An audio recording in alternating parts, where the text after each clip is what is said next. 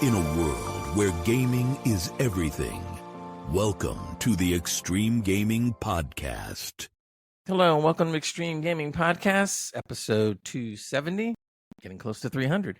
It's March 4th when we're recording this. Of course, you'll be hearing it on Thursday, like always. And I want to introduce my compadres. I'm Great Gamer 25, by the way. I could always be good if I say my name. Next up is either one of you guys. Pointed down. It's hi, my name is Matt, also known as Irish Guardian, also on Twitch and other sites as well. Minus some of them, including OnlyFans, which there is no fans. So there you go. And Brilliant. And I'm Tal, everyone. Hello. I'm not on any other sites. I'm just me. Oh, well, I suppose I am on my website, gamertech.org. Kind of forgot about that for a second. Yeah. Please do your quickie plug. Go ahead. Oh, thank you guys. You're so kind. I know. I don't want to do this every week though. I feel like I'm taking advantage or something, but I don't know. Okay. Anyway, gamertech.org. Yeah, that's it. You're taking advantage. Yes, thanks. All right, that's it. I'm done. No, seriously though, if you're after a computer for gaming or content creation or for work or really just any kind of computer, we will build you anything. And I just wanted to add that there's a couple of things that we do that a lot of other providers don't. So one thing we do is that we allow you to keep your own GPU or bring your own GPU, as we call it. So you can either just build your PC, we'll send it to you, and you can put your GPU in yourself, or you can send us the GPU and we'll build your PC and put it in and test it, and everything's all great. Another thing that we do is that we can send you a PC kit, which is just a collection of all the components, and that would be massively cheaper than if we built it. So basically it would be like buying it all on Amazon or wherever other stores do exist, and we'll send it to you in one big box and you can build it yourself. I'm just curious, if they do the kit and they build it themselves and they're having trouble setting it up, do you do like on the phone type support? Yeah, we do. Yeah, so all of our PCs, we do lifetime support. So even if we sell you just the collection of components, or a kit as we called it, we'll still support your PC, no problem at all. The only difference between buying a kit and buying a pre-build from us is that you only get the manufacturer warranty with the parts. If you buy a kit, you don't get the full fat 3 or 5 year Gamertech warranty that covers parts as well. Got it. Cool. Okay, so yeah, loads of options. We need a jingle as well. Yeah, maybe you could write one for us, Matt. You're pretty musical. There you go. That's right. I'm going to clip that and I'll just use that. Yeah, there you go. All right, paperwork, as we say.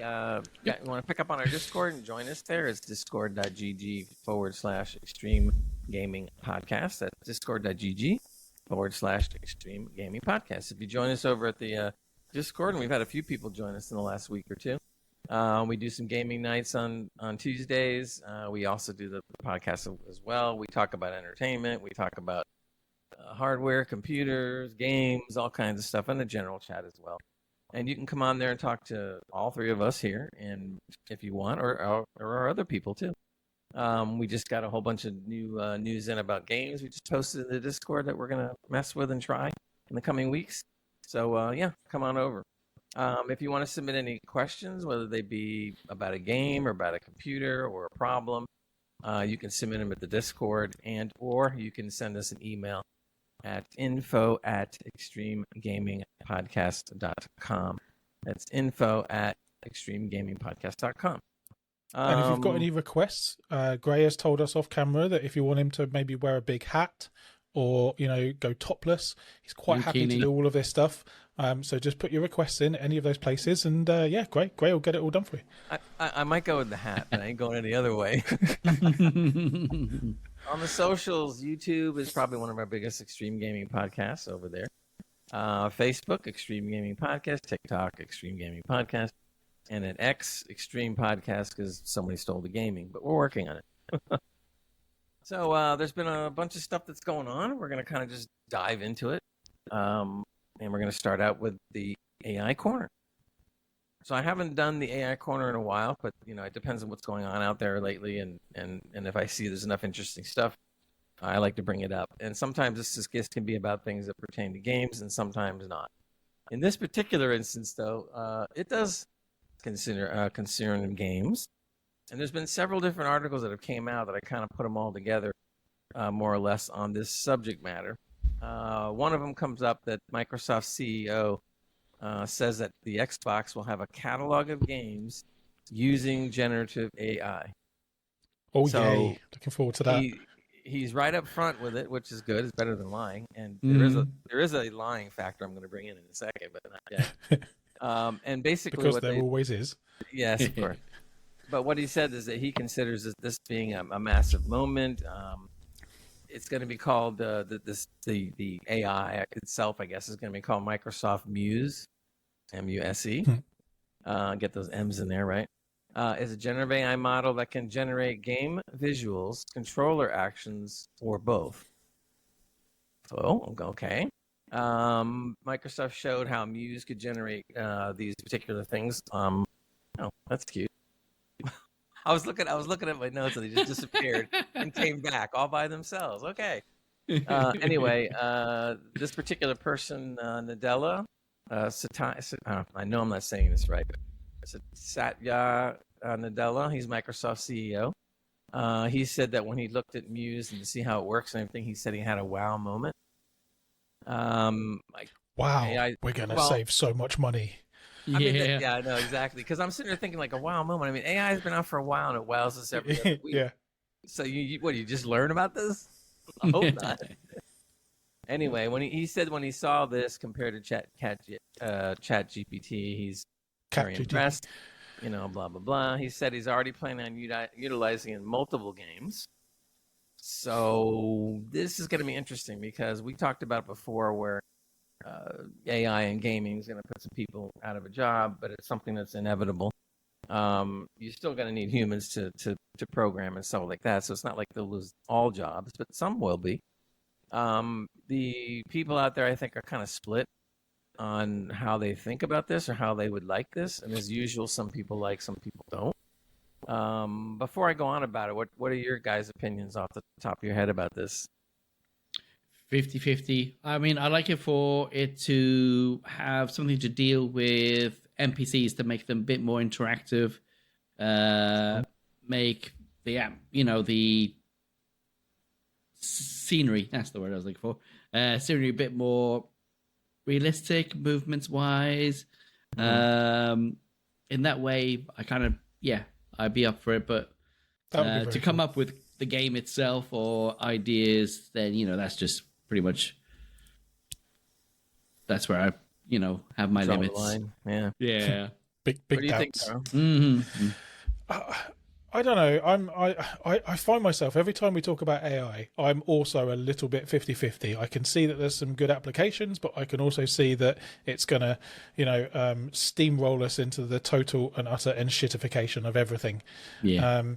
I saw a quote from, I think it was Sam Altman. Is that the guy, the OpenAI guy? I think that's his name.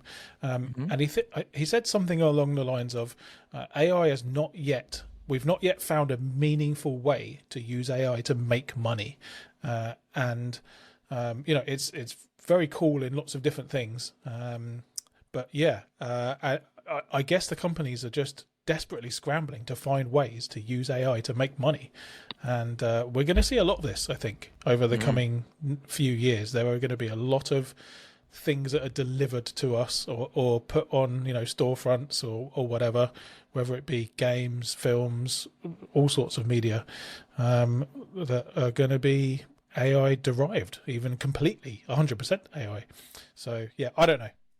We'll see. Well, when we talk about making money, though, when they say things like, well, we want to make money, but we're not yet, I find that a little hard to believe, only because we had talked about this a week or two ago, and we were talking about how YouTube creators are now being replaced with AI, so that the AI influencer that you see on camera is actually not a real human. Okay, and when people do this kind of stuff, or they use AI to make a not video moving, not a moving image, it's more static. And there's already guys that are out there putting out models, girl models, of their creation that are doing all kinds of stuff on TikTok, and they're making all kinds of money. So I guess he's talking about the kind of money that is next level stuff, though, right? So the kind of money where they can invest in their AI, and they can say, right, make us a game, and then 5 minutes later, okay, not 5 minutes, but a week later, out pops this brand shiny new game that they can go and sell, for $80. I guess it's just the broader term when he says about we're looking for ways to make money. I mean, come on, you're gonna make money with it. It's almost like in the pharmacy industry. When you come up with a new drug that you put a gazillion dollars into, you need to make it back. But eventually, once you make it back, it's all found money. So essentially, I think there's going to be a bubble, though, Gray, don't you? I think there's going to be a big bursting of a bubble soon, like the .com bubble. Yeah, with all this stuff, there's always that bubble. The only thing they can do is either, if they're smart, they'll try to police each other in keeping the bubble from ever bursting and just deflate it a little bit here and there or whatever. But if they don't and they just go, haphazardly about it, they're going to have an issue.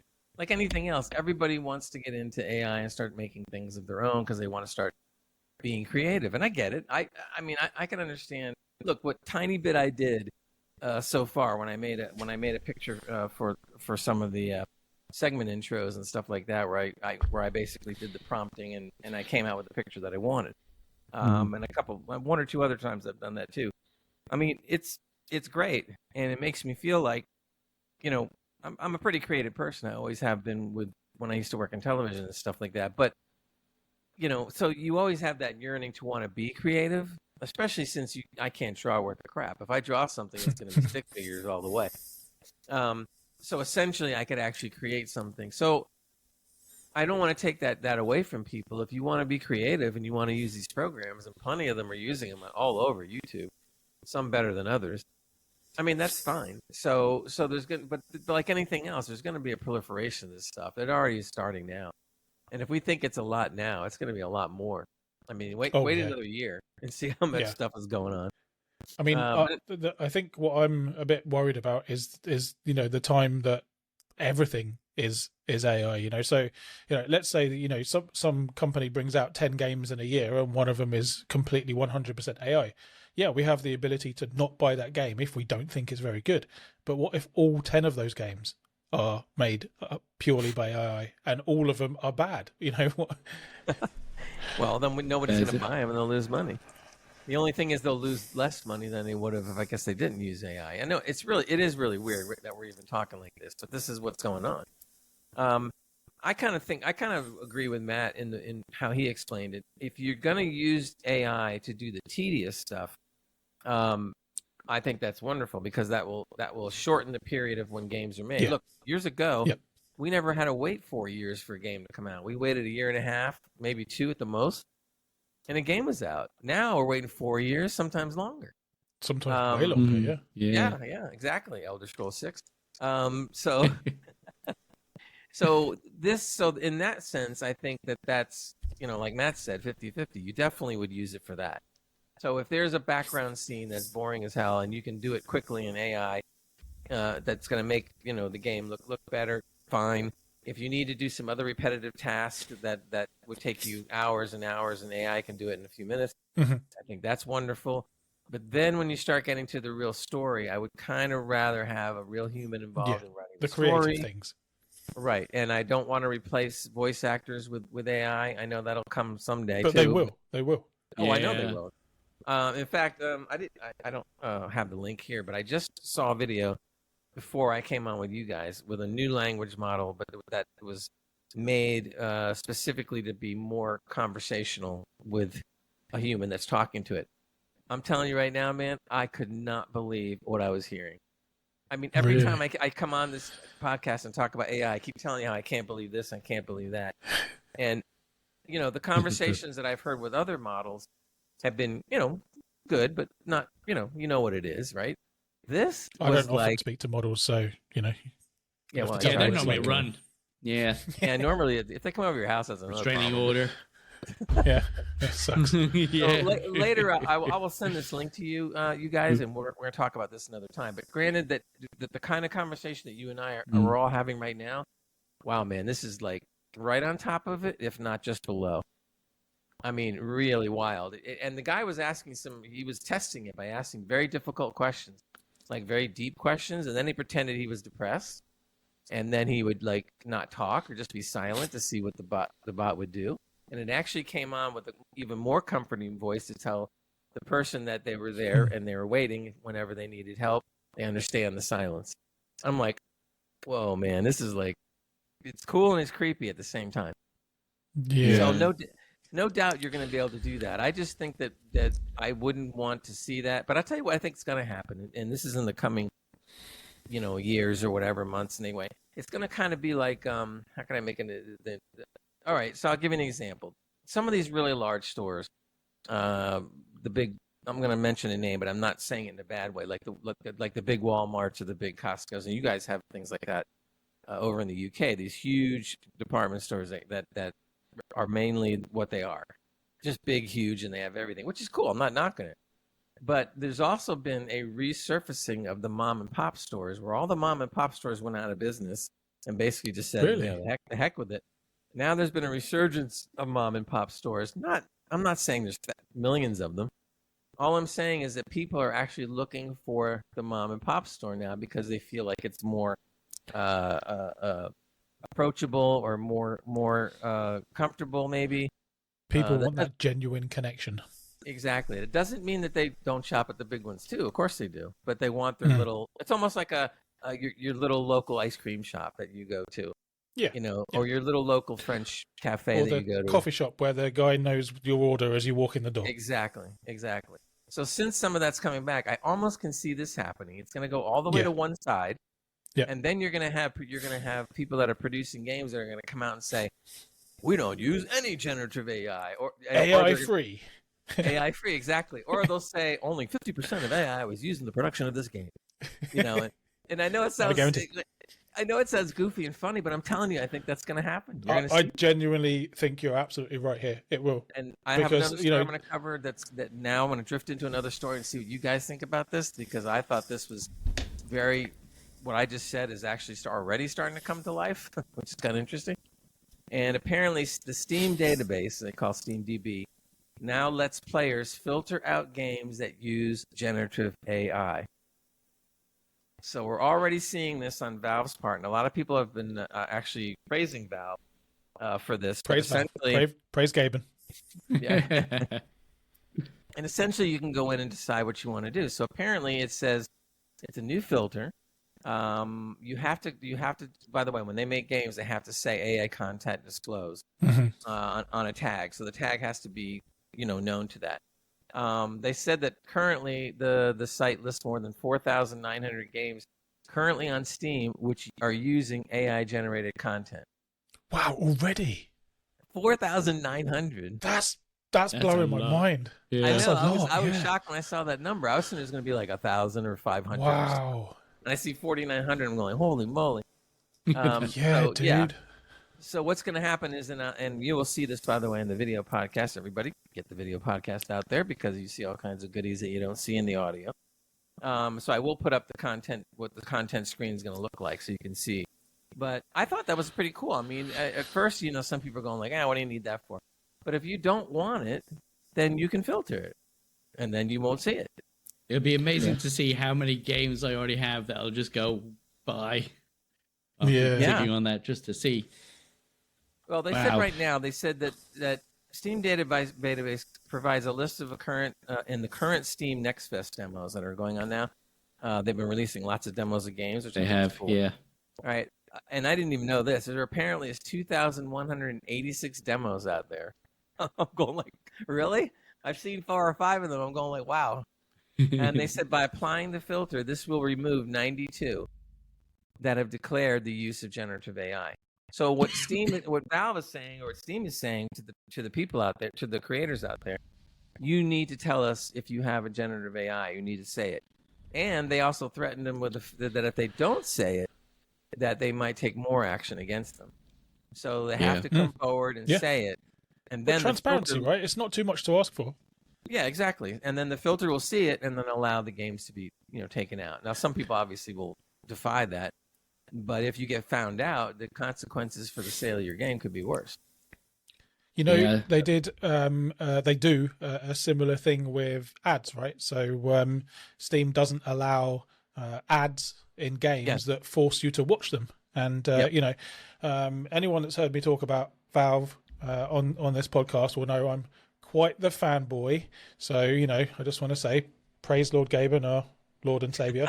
Thank you for allowing us to have no ads in game, and for this AI thing as well. This is great. You know, it should be like this. You should be able to decide what you want to play or see, and you know, this is just freedom of choice, expression, etc., isn't it? I think I don't know if you were on the show that time, Tara, but we've talked about this subject, and me, Matt, and Trev basically said, or we think anyway, that if you're going to put an ad in the game, you put the ad in the game with the purpose of lowering the price of the game. So it's a give and take situation. So if you're going to put in an ad for whatever, you know, Coca-Cola or something like that, I want to see the game go down by $1 or more. If you put in 3 different products throughout the game, 5 different products throughout the game, then I want that price for the game to go down again, another few dollars. And if you can do that and still make your profit, which they will, believe me, they will, you can bring the price of the games down. Now, has anybody done that yet? No. No, but they're going in the opposite direction. You know, we're seeing full price AAA games that have got gacha mobile game mechanics in them, and almost every game does now. And so go ahead. It's the opposite. Matt. You wanted to say something, Matt? Go ahead. Yeah, I was going to say it's quite ridiculous that. I glad that Steam will do it again, Valve. It's just whether the other game developers, browsers would actually follow that through as well. Whether they have a bit that will say, "Hey, this has got AI," or not. So it'd be interesting to see if they follow through.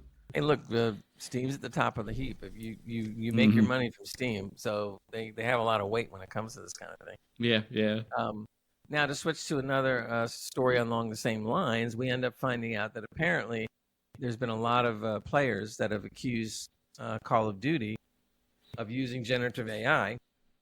This has been going on for months.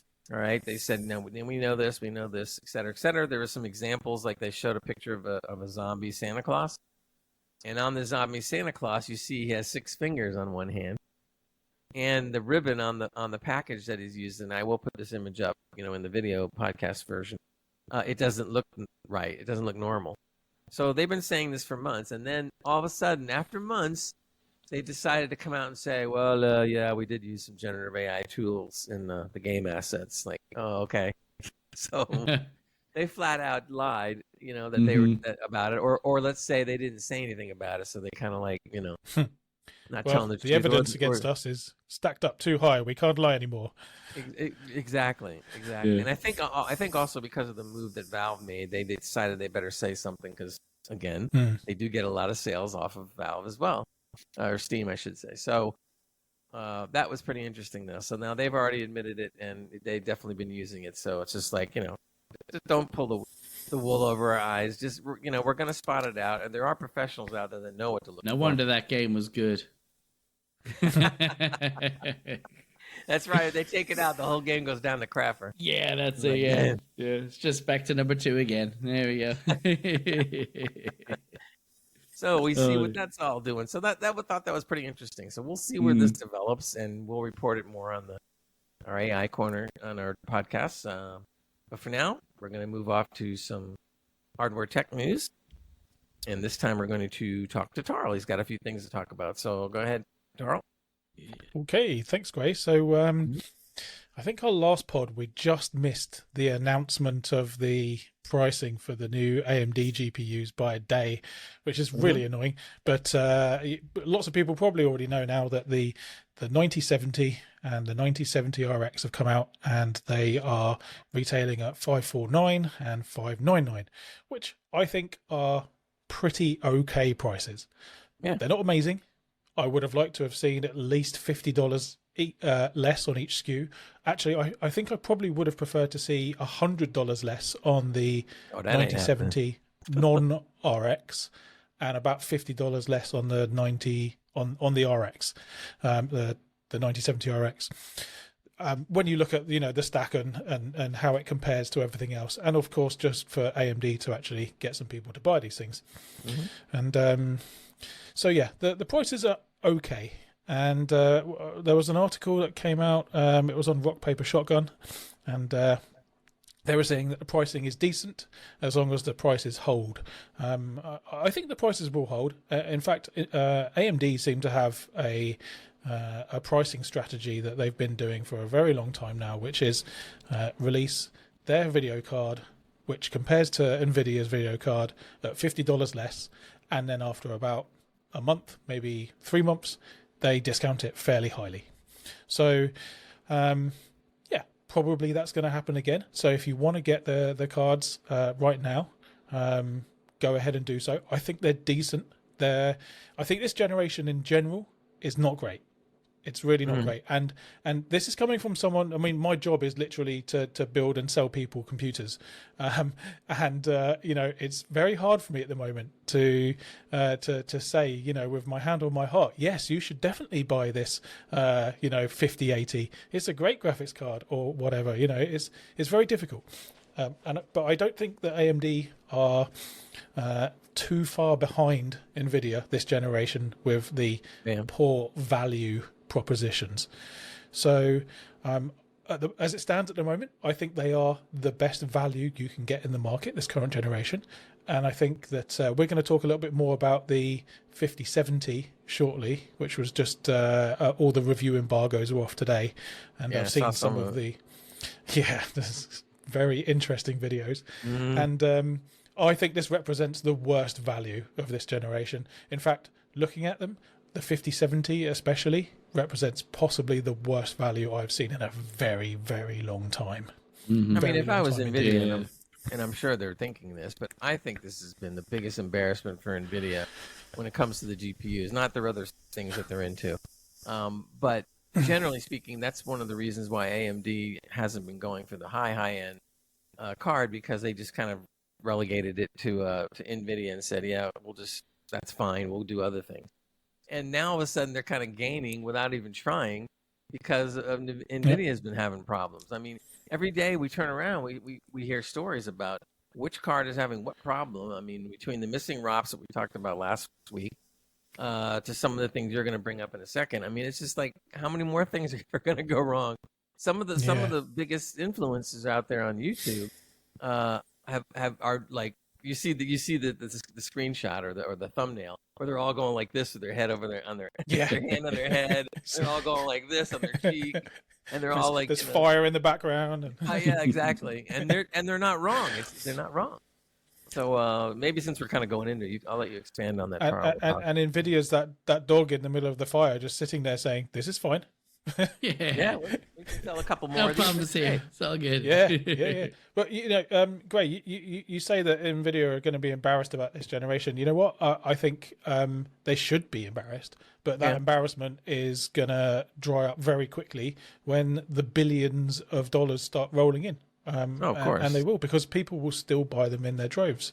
And let's be honest, right? The NVIDIA cards are very good. They're especially the higher end ones now. The 5090 is absolutely incredible. It's really, really, really great card. Do they offer great value? Afford $4,500, yeah. Well, yeah. They're not good value, but they are good products for sure. Especially when it comes to all of the features like the broadcast suite and the professional side of things, and the features like your DLSS and the ray tracing. They are absolutely the best in the market, no doubt. So people will continue to buy them. It's just a real shame that NVIDIA take advantage of their customers with their anti-consumer practices, their anti-consumer pricing, anti-consumer practices. And I really hope that, the day will come when, this will turn around and that just like happened with Intel, that, AMD were able to come in and basically steal almost all of their market share.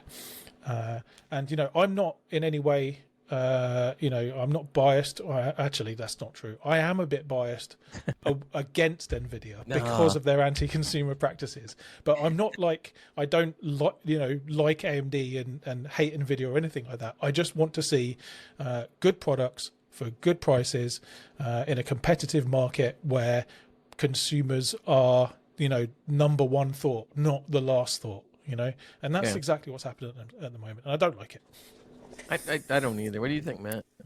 I think that they're trying. They're getting there. I'm being positive here, I'm hoping they do. I also would be nice if they actually had really good software, a bit like the NVIDIA, to do your drivers for you and get things sorted out. If they had that, I think I would probably be right on their side pretty much. I am kind of biased myself, but it's only because of ease of use and because I've been used to it. So I normally go NVIDIA. But because of what's going on at the moment, I'm 50-50. I'm kind of being drawn into the AMD side.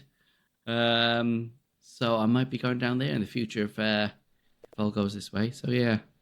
Yeah, well, I'll tell you on CPU side of things. I mean, I had an AMD before I went back to Intel again, but I flip-flopped AMD, Intel many times. Not on the GPUs, though. But if I was putting together a computer now, I would have to seriously consider the AMD GPU because the price is just too crazy. Not just the other technical issues, that makes it even worse. But the money is just ridiculous. And so much. And even some of my predictions that I made a long time ago about how expensive the cards were going to get, they're even more expensive than I said they were going to be. That's wild. The price exactly control. And I was already going like on the high end, and this guy gets already beaten that, and I'm like, geez. Yeah. I mean, you really got to look. The only thing I saw over here that was at least, possible was I believe there was a system that was almost $4,000, but it had a 5090 in it. Now, some of the other parts though were okay, not what I would have skimping elsewhere, I think, to get that price point. Exactly, they weren't terrible, but insights from Dell. Yeah, exactly. But in a way, it's kind of funny because when you see the money out there for $4,000 and up for a 5090. I'd go buy that computer for, I think it was $3,800, and just pull the damn card out of there and sell it. Yeah, I mean that's going back to what things were like in the crypto mining boom and during COVID when people were just buying pre-builds and then selling the rest of the stuff that they didn't want. It's crazy. Yeah, I mean, think about it. If I sold it even if I sold it for $3,800, I could probably get more for it. I essentially now just got all the whole computer with the exception of the GPU. For free. Yeah. So now all I got to do is take that money now and turn around and buy an AMD card or whatever, or an older used NVIDIA, and I'm like flying. I think if I were to suggest, or someone were to ask me, what should they do at the moment? I think it's a bit of a difficult time. I think the market is quite tough at the moment. I would wait at least until and again, this is from someone that literally sells these things as a living. And I'm saying, just wait. Don't buy them in a moment. Wait until there's more in stock, so you're not getting scalped. That's my number one thing. Yeah. And also just wait until AMD has released their full range as well, so that you can make an informed decision. Essentially, that's what I would suggest. By the way, just to interrupt for a quick second, so I should have said it before, but Trev is not on with us this week. He is taking the day off. And Trev will be back as soon as possible. So, alrighty, Trev. Hello. Okay, go ahead, back. Get well soon, Trev. Continue with your dancing. So, I just wanted to switch over slightly now to the 5070, which had the embargoes released today, and as I said earlier, it's not great. Basically, and there's a hardware unboxed video specifically that I'm going to reference here, where and let me just bring up this screenshot, and I'm going to hit the share button. And see if this it is works. my first time doing this, so let me just see that I can. Don't worry. Is this working? Can he do it? Okay, here we go. I've pressed the button. Did it work? Boom. Are you seeing the chart? Yep. Yeah. Yeah, so it's just a screenshot from the Hardware Unboxed video. So I want to make sure that I'm, giving credit to Hardware Unboxed here. Go watch their videos; they're really good. They do all of the benchmarking every time a new graphics card comes out, and it's the best place to look for benchmarks. Right. And so this is a 6 game average at 1440p. So it's all the the popular games. I can't remember exactly what they are, but look at those 2 green bars, guys. The 4070 Super and the 5070. They're the same. They're literally the same. And this makes me laugh because I have a 4070 Super, and I'm not about to give it up. So I'm okay. So this is ray tracing. There's also another chart which I didn't save, but where rasterization is, I think maybe just a couple of points ahead for the 5070, which really is in like your degree of margin of error. 1 to 3% is kind of margin of error. So which means they could be even the same or even worse. Yeah, so I think what's happened here essentially, because you guys may not know, but there was no die change, or not die. I can't think of the right word right now. I can't think of the right word, but we haven't gone down in nanometers from the 4000 series to the 5000 series, so it's essentially the same silicon as the 4000 series, and I think that's what's showing here. It's essentially the same card, both in rasterization and in ray tracing. Now, of course, you probably all know the line that Jensen said when he got up on stage is 5070. It's got the performance of the 4090. The crowd goes wild, and it's sorry, Jensen, that's bullshit. That's utter bullshit. I mean, just look at the charts. It's not even close. It is barely half the card of the 4090. It's maybe a 3090, but probably not even that. So in rasterization, it looks to be essentially the same card. And in ray tracing, the ray tracing performance is hindered by the fact that it just doesn't have enough VRAM. So if you're gonna play a ray traced game, maybe like what's the new Indiana Jones one with there's mandatory ray tracing. Yeah. Well, if you want to play this game, you want to crank up the effects, right? You want to crank up the settings and make it look nice, and turn on your ray tracing, maybe even your path tracing. And I think that the 5070 was getting something like 13 frames per second in Indiana Jones. So it's not only the same card when it comes to rasterization, but it's also not particularly good in ray tracing because it's held back from that 12 gigabytes. By the way, was the 13 frames with the frame generation on or off? That was off, yeah. So that was off, I think, okay. with yeah. But so this is the only thing, right? So you make a good point there, Gray. The frame generation is literally the only thing that sets apart the current generation. Well, not the whole current generation, but at least the 5070 from the 4070 or the 4070 Super. I would say more than one card. Maybe not the highest, but yeah, I think a bunch of cards. Not the 5090, but I think it's everything else. Underneath that, everything else seems to be the same. I think the 5070 Ti looks to be the one that has the best performance per dollar. Looking at all of the charts and things, I think the 5090 is the best, and very much so the 5070 is the worst so far. So I'm interested to see what will happen with the 5060. So it's almost like the 4090 is becoming the new 1080 Ti that everybody used for years. Yeah, I mean, I got to admit, if I was able to find a pretty good price for a 4090, I might even pull a trigger and get it. But you won't know. That's the thing. You won't. They'll be holding their everybody's doing the same thing.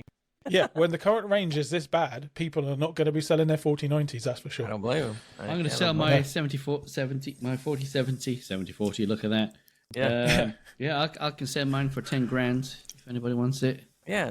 Well, if you have a 7 series card, I'll do that. So yeah, 1% better. It's not setting my world on fire. It's not really setting anything on fire. In fact, I'm cold. I'm freezing cold over here. I think they're setting themselves on fire. Yes, purposely. Yes. So yeah. Yes, you know what? The weird thing about it is that NVIDIA. Well, okay, I'm just gonna say it flat out, even though I may not mean it entirely. They don't care. They're making gazillions of dollars off of their AI chips and everything else. And I think that's part of the reason why they had such a bad launch, because obviously they put more effort into their other areas than they did this GPU. And now all of a sudden they're getting the bad press, which I'm sure they're not happy about. But at the same time, the bottom line isn't going to really be affected much for them. Now this has been a thing for years with NVIDIA. It's a love-hate relationship. There's never anything in the middle. I love this thing. That's a good way to describe it. This way. Love their products, I love this hate the company. and they stuck that way. It's just crazy. So at least AMD is not so I guess arrogant. I'm not saying they're perfect, but I think, Gray, it's only because they don't have the market share. If AMD if it was the other way around and AMD had 90% market share, they'd be doing exactly the same thing. Yeah, maybe. Let's not beat around the bush, right? Companies are not our friends. They're not here to do good things for us. They're not here to do favors for us. They're here to make money. And but if they have a great product, if you're going to hit me over the head, at least be nice about it. Well, they do it behind your back. What more do you want? Or at the very least, if they're going to hit you over the head, at least do it with a decent product that is, reasonable value. I don't mind paying lots of money for a great product. I just resent paying loads of money for a product that's not that great. Yeah, for sure. And the last thing I wanted to touch on, just a very, very quick one, is the issue that we talked about last week with the ASRock motherboards and the 9800X 3D and some of the CPUs burning up. I've not got a lot to say here, but one thing I did want to say is I think looking at all of the evidence last week, it looked as though it was just an ASRock problem. That seems to be not the case. So I just want to be clear on that. It's not just an ASRock problem, but it does seem to be a majority ASRock problem. So I think of all the cases that have come to light, of the 20 or 30 or whatever, almost all of them are ASRock, but there are, I think, one or two from Gigabyte and MSI, and a couple from Asus as well. So just wanted to be clear on that, because I think last week I said... was the fix in the BIOS the thing that actually worked? Is that It seems like the BIOS that they've released is fixing the issue. I think the advice seems to be that if you don't have any issues, you don't need to update your BIOS. But if you do, then you should absolutely update your BIOS as quickly as possible. So it's funny when you say that, because it's kind of like, I smell smoke. I guess I better load in the new BIOS. Yeah, that's one way. It might be a little too late, but have I got time? New warnings. Yeah, you see it just kind of smoking, and you go like, and then all of a sudden it just poops in the fire. Oh, yeah. Well, hopefully before you get flames coming out of your PC, you might get a few crashes or something that will make you think maybe there's a problem. If you're getting flames, it's probably too late. Sorry, that's a big problem then. Yeah, big problem. But I think this is still an unresolved issue. I don't think they know exactly what it is, because I think the BIOS is, all it's done is just pull back the voltage a little bit. In fact, I think in some of the ASRock motherboards, it was a lack of voltage. Now that I think about it, it wasn't enough voltage. So I don't know exactly what's happening here, to be honest. Hopefully over the coming weeks we'll see, this come to light, what's actually happening. But it's not good. There's lots of things are on fire. Yeah, ongoing investigation. Yeah. We'll probably see another big expose from Gamers Nexus soon. ASRock have been lying to you. And we'll just get AMD and go like, no kidding. Yeah, right. All right. And that's it for me. Any thoughts on your CPUs blowing up, or that's unless Nat does. I've known that there's, does this issue be like the same kind of causalities? Because I know what's it, the 13th, 14th gen of Intel's one that was causing issues, and they were saying the same thing. Oh, if you update your BIOS now, you won't have these problems of corrosion. Corrosion, CPUs. rusting, and all. Yeah, absolutely. So it kind of makes you think. Is this a good time to actually start updating or upgrading, really, or doing a brand new build up at this stage? Like, wow. Yeah, and especially with BIOS updates as well. I know quite a few people are like, oh yeah, let me just do it now, sort of thing. It's taken me a while to actually do my BIOS, where it did kind of go Well, that's a bit because iffy. you've been typing the code in yourself. That's kind of hard. It's kinda not an do. easy process, is it, for someone that doesn't know what they're doing? To upgrade your BIOS, it's not easy. It's not easy. I mean, it's nice now these days. You got 2 different ways, but it's still kind of a headache. Put think on it's more scary USBs, than press a anything button else. on the thing. Yeah, it is. It's scary because that can Everybody literally just update my destroy. BIOS. Yeah, I don't blame him. I it's kind of scary too. make or bake. Yeah, pretty situation, isn't it? I mean, You- lots you of people should- don't even know this is a thing. Yeah, I know yeah. I'm older than you guys, but you should remember when BIOS before they Think got these. you're older than us guys? So, Yeah. yeah. I just look at. I'm not really. 1,000 No, years old. but they Like used to Yoda. before they came with Flash BIOS and all this other garbage. Yeah.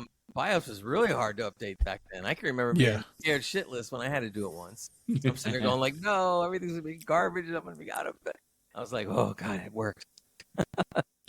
To be fair, Yeah. though, I think BIOS flashback is actually one of the best features to come out of Yeah. the PC world in a long doubt. time. No doubt. Definitely. Yeah. Yeah. I think it's taken away some of the heart wrenching, pull your hair out situations that we used to have a lot of. And I think there was a lot more issues back then. I think I also yeah. remember not this board, but I think the board I had before.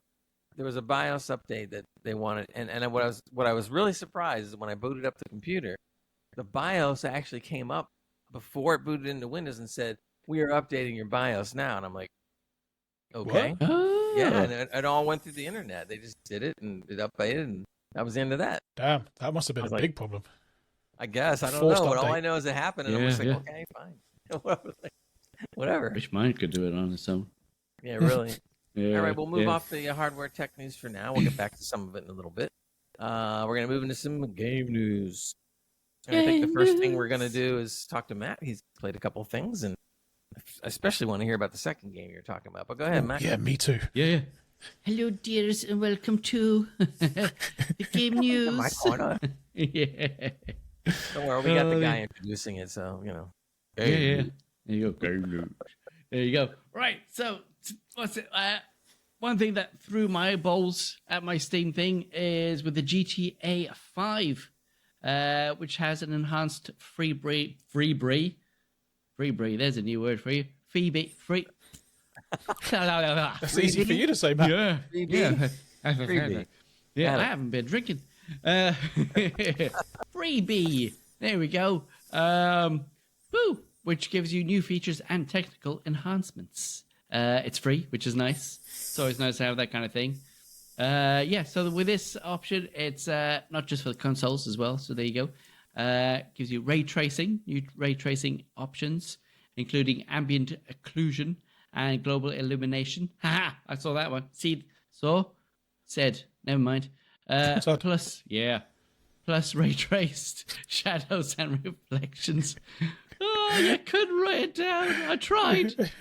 There you go. Oh, I need paid for this.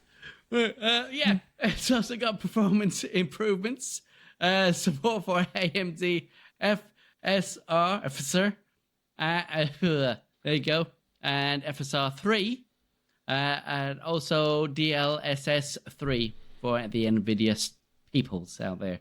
Cool. So that gives you, faster loading times using SSD and direct storage on supported devices. So you get that as well. Enhanced graphics, improvement to frame rates, higher resolutions, and aspect ratios, including widescreen support as well. So if you all got those funky, massive Yeah, the 24 by 9 that bend whatever over it is. everywhere. Yeah, you can keep that still. It'll support it. There you go. So it's also got the control support as well. They've added extras for that, including DualSense controller support with adaptive triggers. And they also have enhanced the audio. So they got all Dolby Atmos and improved fidelity of speech, cinematics, and music for you. So that's that part of it. It's Did they also use got new generative content. Yeah, that's in there too. I'm sure it is. So has a few adverts. Yeah. So there's also new content for vehicles, such as the Coil Cyclone 2 Super I've had trouble with the names of these cars. I'm just like, what the heck is that? Oh, I love the Coil Cyclone 2 Supla. Great car. Yeah. I'm more of the Wait a minute, Besti 80. it's starting to sound like an NVIDIA card now. Yeah. Like, And here, my oven. Here's a car. Super. Yeah. There you go. Super TI. Yeah, but it's also got the Arbiter GT as well. Yeah. Another classic. There's loads of vehicles they brought in, upgradable vehicles as well, like the Principe Deveste 8. Yeah, They're sure. better than they do. These are just made up words now. Aren't They are definitely. They are real. The Emity M2 and the Overlut and the Grotti Itali. Here's another one. There you go. This is great. Yeah. All I Well, know they is the just make it Bravado more difficult. Banshee. That's the only one I know. But there you go. New missions for online gaming. The Oscar Guzman flies again. Sorry, not files. Flies again. With the DLC introduces new missions where players can expand their arms trafficking business. They've also brought in a couple of new graphics for aircraft, such as the Western Duster and the Buckingham DH Iron Mule, which is that big Chinook wannabe thing. Which I gotta say, they do look kind of nice. Yeah, It sounds kind of like they're doing all this because they know the next game. Obviously, you got to have to taking wait a a little bit longer. yeah, absolutely, especially for us PCers. I hear it's not meant to be what's- good as well, this next game. Yeah, I think it's gonna be terrible, so nobody buy it. So what I I'm can... waiting for, Yeah. to be honest, is now that they I wouldn't did these bother. Nah. now they did these updates to the GTA 5. The Mm. next story you're going to hear in a week or two from now is how GTA 6 is going to be delayed. Yeah, for another 2 years. Oh, God, can you imagine? They delayed it for 2 years. Yeah. Oh, they're going back to the OG, and it's going to be top down. Yeah. Oh, jeez. Hey, top-down GTA is best GTA. Those are the days. Oh, Yeah, those are the days. those are the days. More, You're talking about- yeah. you're talking about The the- PS, Back in my day. Yeah. Are you talking about Where the you- top-down view? You didn't or have the convertible? talking. You had back in them days. Yeah. Oh, Yeah. God, it was great. Me and my friend, we used to get like 50 cars all lined up and then blow one of them up and then make a great big explosion domino. Yeah. Brilliant. Yeah. Or why those can't they what's keep it, the stuff like that in the cultists game? that are walking around in the line and you just run them all over and you just see them Yep. blood streaks everywhere. It's brilliant. See, that's gonna lead up to our special we're gonna do one day about games being better or worse now than yesterday. Not on the graphics Absolutely. side, but on other Hey, things. we don't need to do a special about it. They just are. Yeah. Oh yeah, I mean, Looks Avowed. like- Hello. I mean, amongst other Except games. for that one. That one's shit. You know, Yeah. I'll tell you just to I didn't even have interrupt- to play it to know it. Just to interrupt for a second, Matt. I played Avowed, and this is the weird thing about it. I start playing it, and I really like what I'm doing. It's fun, and then you hit a brick wall. Okay, fine. Then you start playing again. Okay, now this is fun, and this is kind of cool. Then you hit a brick wall, and then all of a sudden it's kind of like, yeah, this is pretty cool, and then you hit a brick wall. That's what the game is like.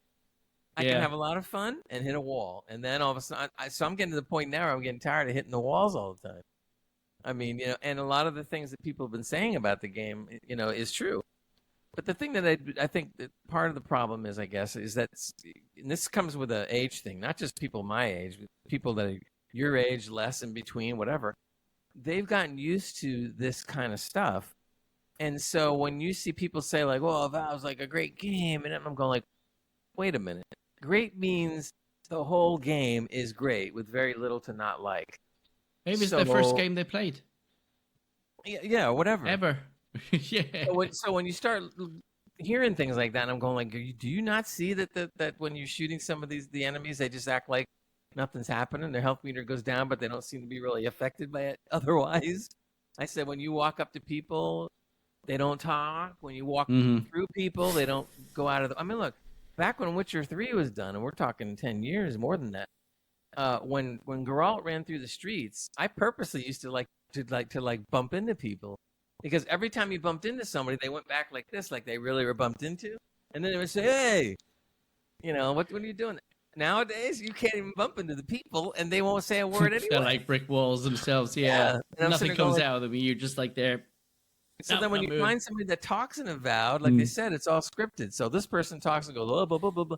And you're going like, well, wait a minute. I was just talking to the guy over there, and he didn't do anything.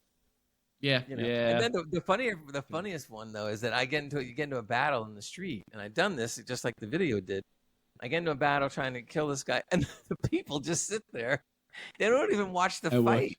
They don't say anything about the fight. They don't react. They don't get involved. They get nothing.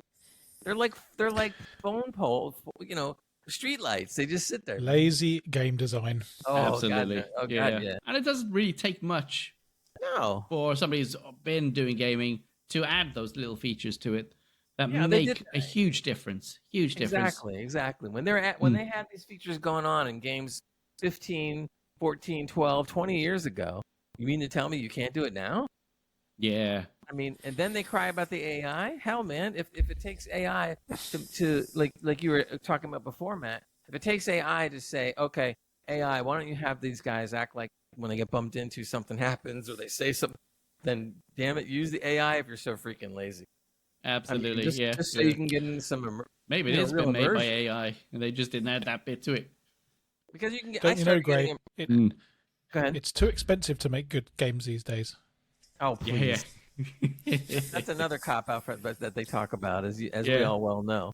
I mean, especially when you see some of the other smaller producers. In fact, next week we're going to talk a little bit about some of the demos that Steam's been putting up. These are not big companies that are putting some of these demos out, and some of the demos are looking good. Some are not, true. Yep. But a bunch of them are, and I'm like, Yay for indies.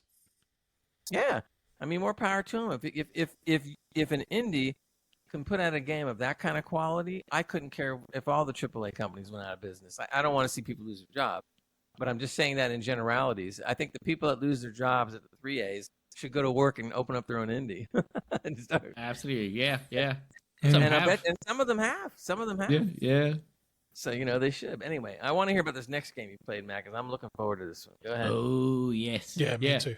So I saw this on the demo side of the Steam that you were just talking about. There you go. Mm-hmm. And I saw Dune Awakening. I was like, oh, yes, I'm going for it. Yes. And it wasn't a demo per se of the game itself or any part of it, but it does have a benchmark, which I ran. And I'm just going to throw this up in here. There you go. There's my benchmark of Dune Awakening. Yeah. So it's telling me that I got numbers of 155, 160 for different parts of the game. So inside a base, it would eventually give me an average of 155. Even though I did think I saw just 59 running up on the FPS on the screen. In a village, it goes up to 163. And then when I'm chasing sandworms, it's 191. Really? So it's not bad. Yeah, not bad at all. What card are you running, man? I forgot. It's the 4070 Super Overclock. Yeah. Oh, that's what I got. Okay, cool. The beast above. So this is an MMO, right? Dune Awakening, or is it kind of like a semi MMO? I think it's a semi MMO. You've got missions to do. There is a storyline as well to follow, which I've kind of figured out running this, because along with the benchmark, there is a character creator. And while I was doing the character creation, you do get the Reverend Mother talking to you, saying where was your history, and a few questions, ask you when you lie. And then they say, you're going to go and do this mission for us, and then you're out in the open to do whatever you want, sort of thing. Which I thought was an absolute lovely addition to just creating a character, sort of thing. Yeah. Which there's quite a few styles. It's quite interesting to see what they have for character customizations, which is quite nice. There's quite a lot to choose from. And also for doing that and taking part of the Dune Awakening benchmarking, you get a free knife skin, which is nice. Oh, really? Cool. Yeah. Just a nice little knife with a good hilt on there. So yeah, getting ready for it to come out on May the 20th. Okay. Marked down as that's really $50. Soon. Yeah. That's March. That feels May, like May. too soon. May. No, they've been talking about this game for a while. So yeah, but the last time I saw it was maybe about, I don't know, half a year ago, and it didn't look anywhere near complete. Well, now it is sort of. Yeah. They Well, used I'm AI to sorry. finish it. I'm Yeah, happy you were able yeah. I'm happy you were able to tell a lot just from the benchmark and the character creation, Matt. So Yeah, we'll see how that runs true when the game's actually out. Yeah. It's in my hands. Because I was in two minds whether to get this. I was like, it looked kind of like it's a bit too open and not much in between, not much to do or anything like that. So I was just like, I really like the Dune series. I hope the game is good. Me too. Yeah, I'm going to give this a yeah. look, I think. Yeah. Are any Yeah, it should be quite of interesting. are any of the actors from the movies doing the voices? Probably not. I Nope. haven't heard anything. Yeah, not that I've seen so far, especially from the Reverend Mother. I don't think that her voice was Yeah. on there. So yeah. Okay. Cool. But you have a few quite good characters in there for the different people. What would you call them? People. Segments of people. Segments. Racist. Different races. Races. There you go. Sort of thing. Racist. I don't know. What are they? Yeah. You're a racist. Yeah. I am I've now. always liked those orcs. Yeah. I just people. There's things and peoples. I don't know. Just because they have fangs coming out the bottom of their Gravy. jaw all the way over their head doesn't mean anything. That's it. And the cloaky people and the very pale, eyebally people things. Eyeball, Smiley yeah. people. Yeah. So here we go. All Yeah, right, well, definitely be interesting to see. I would hope that maybe. Well, I don't know if we're going to see a demo of it before May 20th. That'd be nice if they did. Might be. Yeah. I think they might do. That'd be Yeah. fun. I mean, Maybe a if you're pre-release. confident, the thing that I maybe I'm thinking wrong, but the thing I think with demos is that if you feel pretty confident about the game you made, you should release a demo. Now, if you're not that confident, and you don't release it, then that could actually mean something's not right or you're not finished. Yeah. But I think putting a demo out for just about every game is worth it, even if it's only one level or one mission. Let's say it's only just one mission. That's all. I mean, that still gives you a good idea of kind of what's going on with What it. to expect. Yeah. And I think and we'll talk about it more next week, but I think that's nice that Steam's doing that stuff. It's like we said last week, it goes back to the old days when you have the CD-ROM thing. CDs in the back of a magazine or CD on my PC Gamer Mag. Yeah, Exactly. absolutely. You see the CD hanging from the side of it, and you're like, Yeah, see it. no. And I can remember there was like 500 demos, and like 2/3 of them were all garbage. yeah. There's always a couple. Definitely. That was maybe one or two good ones. Yeah. I'm trying to be nice. Yeah. Yeah. Anyway, just staying with the game news. Tarl, you wanted to cover something? Oh yeah. I forgot I was doing this. I'm doing a game. Yeah, you're doing a game. Nice. This is my first time doing a game. Yay! I do play the occasional game. Most of them are 20 plus years old, but I do play some games. And this one caught my eye. So my friend and business partner Frank, who, if you've seen the live chat sometimes, is Frankus on here, and he sent this to me thinking that I would absolutely love it, and of course I do. So is anyone here a fan of the Terminator? Yeah. All right. Yeah. Okay. So what about Terminator 2? Yeah. Had it on the yeah. Game Boy. Terminator 2 is absolutely the second best action sci-fi movie of all time after Aliens. Yeah. And just like Terminator is the second best horror sci-fi film after Alien. Yeah. So I am really excited about this, and I am just going to play a trailer, I think, because I can't do this Please do. justice. Yeah. So let me do a couple of things. I think I've see watched if I it can 3 make this times work already. again. I'm just like, Have you? Yeah. Oh, okay. I'm glad you've seen it. It looks wicked. Right. Okay. Here we go. And screen. Good thing I'm Window. Okay. Everyone ready? Here we Ready. go. Yep. Go.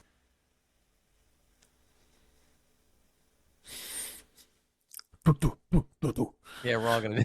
Oh, I don't hear any volume, but don't worry, I'll put that in the end. I'm doing it justice. Hello. No. Hell yeah. See, I like the opening, but then when it got to this part where we're dealing with 8-bit, No, this is the best. Look at it. Look, this is like, do you remember Contra? Matt, you probably know Contra. Yeah. This is like Contra with a little bit of, I guess, some Metroidvania type stuff going on as well, and it just follows the film. It looks amazing. It looks like Doom. And Oh, graphics move at least anyway. I'm so excited about it. That's a damn minigun. I'll tell you what is funny watching this, even though maybe I don't care about it because it's 8-bit, but you do see some of the stuff in this game that you don't even see in the newer games. Like these days, they don't even show you blood anymore. on some games, and in this one they do it. And if you get to that part in the film and you're not crying your eyes out, you're just There's not even something human. wrong with you. Yeah, something very wrong with you. You work for Nvidia or something. Or PlayStation. So, I don't know about you guys, but that looks amazing. I'm a big fan of the Terminator universe. Of course, the Terminator universe, which is the first 2 films.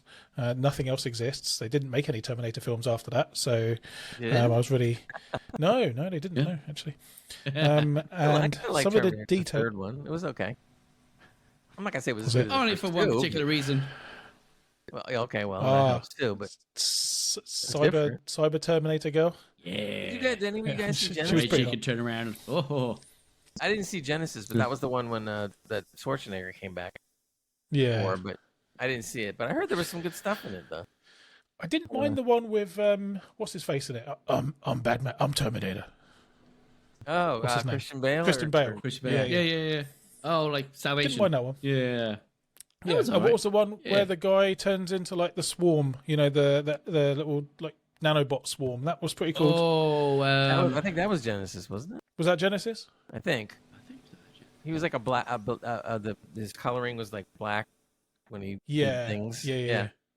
What did you think of the most right. recent one? The one with where Sarah Connor came back. Dark Fate. Yeah, Dark Fate, Fate. yeah. Yeah. It was okay. They needed to add a little bit extra. I mean, especially script wise, it was kind of lacking. Yeah, of It course. was good. It was Yeah. lacking. Visually, it was okay. Of course, now here they're gonna recreate and They got reboot John in and the end. all this. Says it all. So this game, Terminator 2D No Fate, is going to be out on PS5, PS4, Nintendo Switch. It doesn't say Switch 2, but I'm assuming it will be Switch 2 as well. Should, Xbox and PC. And it's released on... Oh, it's miles away, guys. September the 5th. Yeah.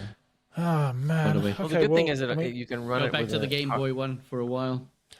Yeah. The good thing is if you have like a 20-year-old GPU, you can run it.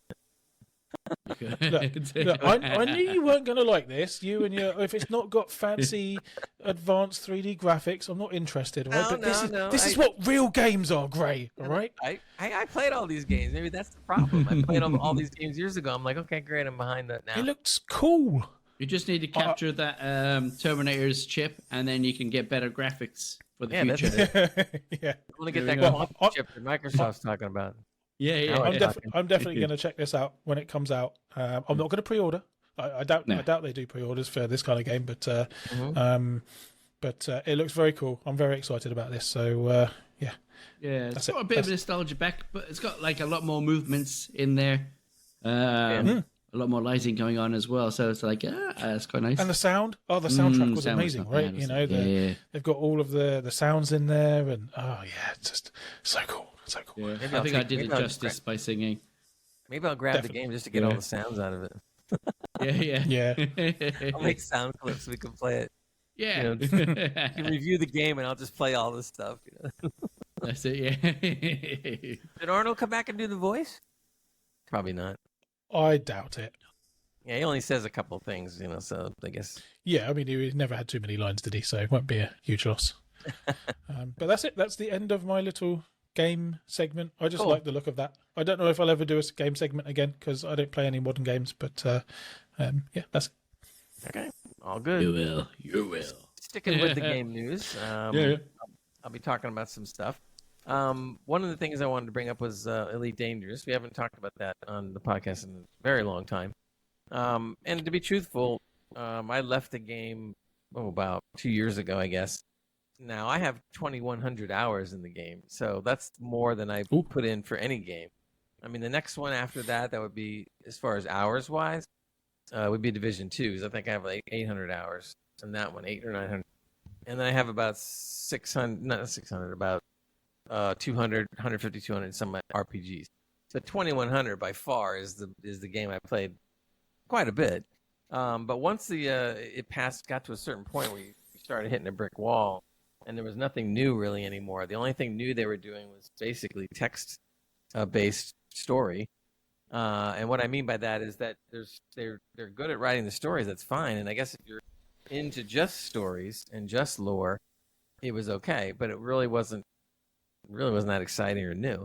Then they got into the Thargoid War, which already ended, and it started to get some interest of the people that left the game back, because you're talking about a good, boy, I think it was a minimum 40-50% of the people just jettisoned the game 2 years ago. Really? Oh yeah, they were very disappointed. And so now, after all this time, they've decided to put in a new DLC that we've all been wanting for years. We've been talking about this, and that's colonization. One of the things about the game with Elite Dangerous, if Love you a bit haven't of played colonization. well, the thing with the what now? Sorry, you need a good colonization. Just cut that bit out, okay? That's called something different, though. In any case, they've come up with colonization, and what this is what we all screamed about. First of all, if you haven't played Elite Dangerous, for the new player, I just want to stress this: if you're new to Elite Dangerous and you never played it, you will have a blast. And if you take away the new DLC, you would have a blast all the way up until you hit the brick wall like I did, and then you're done. But now the players have been coming back in droves. They've gotten back, I don't know if they've gotten back everybody, but they've gotten back a lot. And the hubbub and the talk about it has been real. So what they decided to do is, it's not really a DLC per se. It's an actual complete part of the game that they decided not to do early access or anything. They just dropped it right in the game. And what they're doing is anybody can play it, and they're just taking the feedback and then making corrections as they go. But generally, it's playable.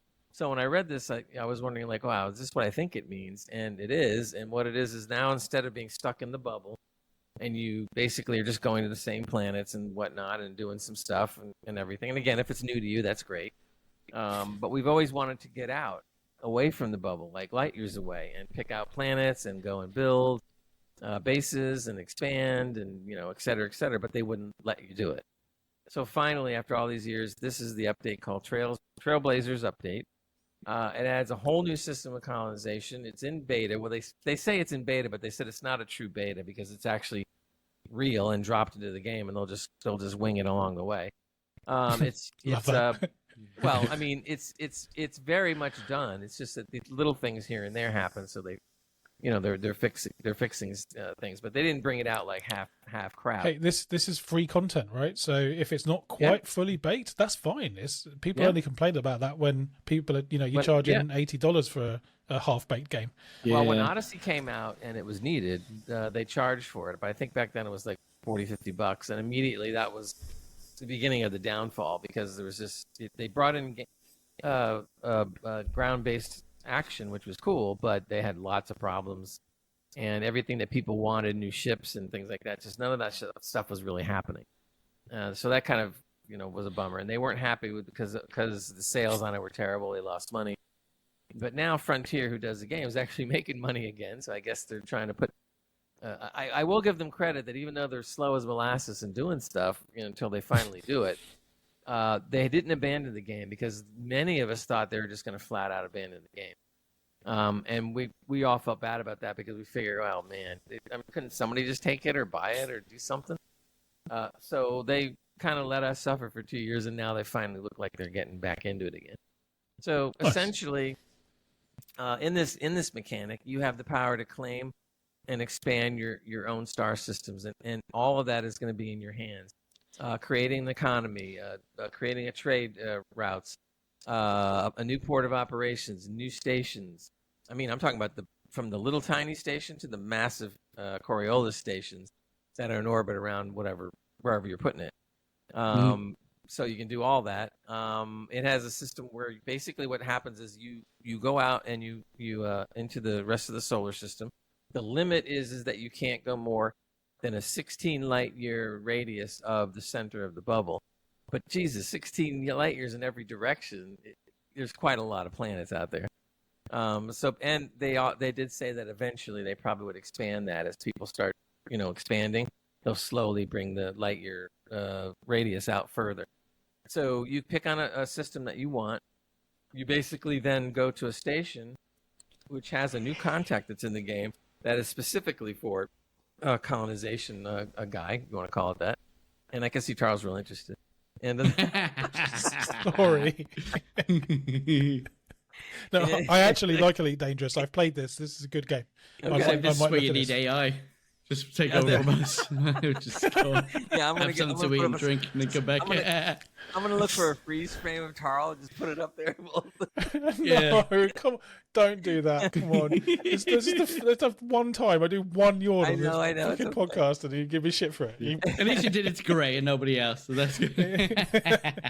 We all do it to Gray. Yeah. In any case, again, what you do is when you find a system, you go to the contact at a station nearby, and you put in your claim. It's going to cost 25 million credits, which it sounds like a lot, but it's actually not bad at all. Especially when you know the game and you know how to make money in the game. It's not much. So you put the claim in 25 million, and then you have 24 hours to get to the point where it tells you to go to release a tracking satellite or a colonization satellite, probe, whatever you want to call it. So basically, you fly out there within the 24 hours, and it's just like approaching any other destination. And then you let the probe go. The probe basically starts sending signals out now for the colonization ship. Within a shortish time, a colonization ship arrives, and this thing is massive. I mean, it's huge. And this thing arrives and basically then tells you that, hey, cool, we're going to get ready to build your first station. Which one do you want? And you have to pick out what you want, either a smaller one or all the way up to the Coriolis. And then you start going after all the supplies you need. You can do this with your friends. Even though you own that claim, that doesn't mean your friends can't help you. Right now, I'm trying to get back into it with two of our Discord members, Mutiny and Trebshaw. And I think Matt was talking about maybe getting back in. So what we're going to do is now... I might give this a go with you guys as well. Yeah, it'd be awesome. It'd be great. I got to find where my ship is. I say we because I'm talking about the three of us. But basically, Mutiny went out and found a system. He put the probe. The colonization ship is there, and now we have to get the supplies. As I've been hearing different people and stuff like that, there is one suggestion I can make that was very good by other players. They said that the bigger the station you want to build at the first point, okay, is going to take a lot of materials. Mm-hmm. So what some of them were saying is build the smallest one or next to the smallest one. It takes far less materials just so you have something and you fulfilled the obligation of putting your station there. You have, I believe, 3 weeks. I think it's 3 weeks. It might be 4, but I believe it's 3. You have 3 weeks to build the first station. If you don't build it, you lose your claim. So they have they have to put certain consequences and treat the game as serious because that's the way they've always done it. And so you need to do that. That's plenty of time though. But yeah, you got to do some work. So basically, then you need to go out and get all the different elements.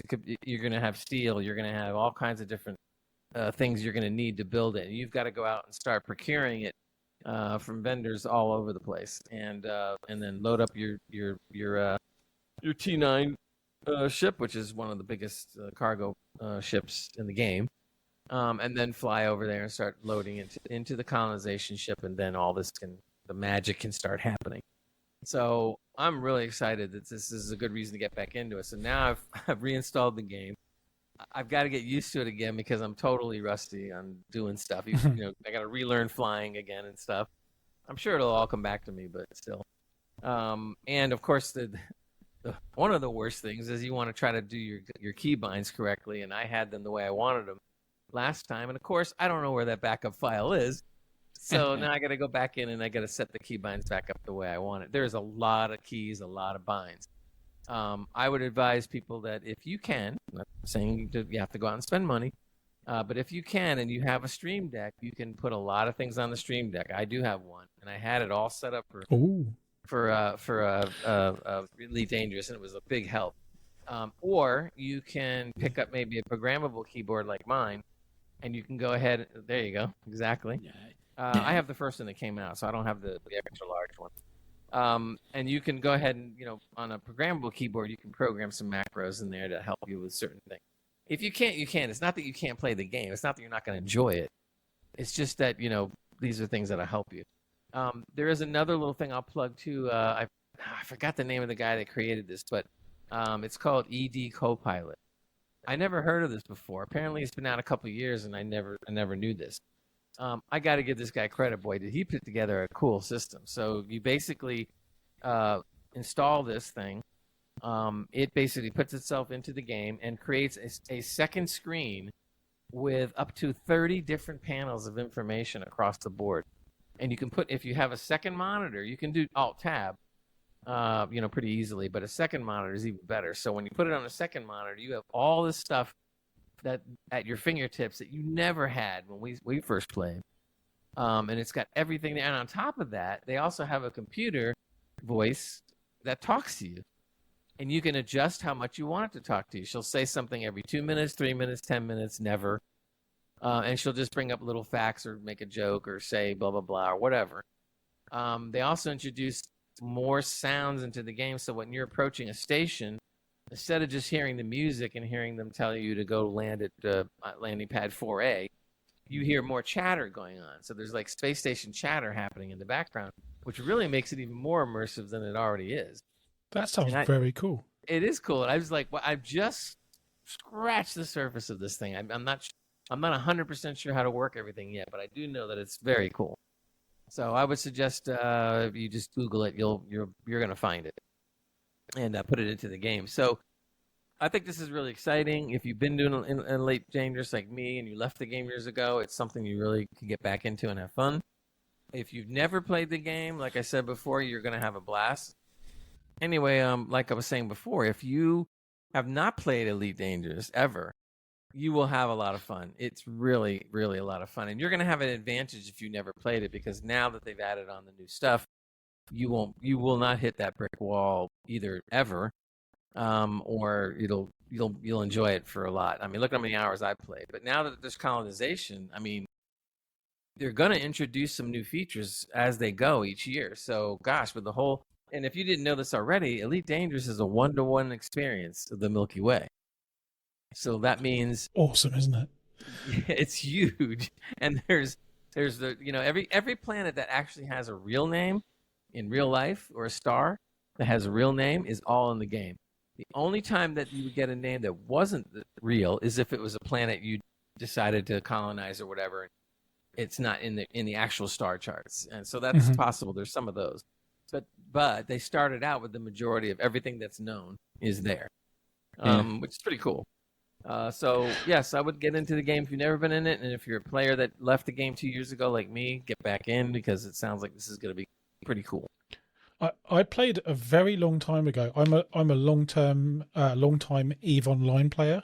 So when I tried Elite Dangerous, I thought it was a little one-dimensional, but it sounds like there's a lot of those gaps that have been filled by this. That sounds really interesting. Oh, yeah. I mean, it's come a long way. It's been 10 years, I believe, and even longer if you go back to the tech space and the wireframes. It goes all the way back to the 80s or late 80s, early 90s, and so forth. But in this modern age of PC, it's 10 years old. Yeah. It doesn't look 10 years old. I mean, they've done things to it, and it looks gorgeous. Some people just play the game for the exploration, nothing else. And we've taken some long rides. We've jumped into a fleet carrier I had, and we went something like, I forget, I think 1,000 or plus light years out, and stuff. It took a while, but we looked at some interesting planets out there and then came back. It was pretty cool. Anyway, to move on to other games, there actually is other games. So,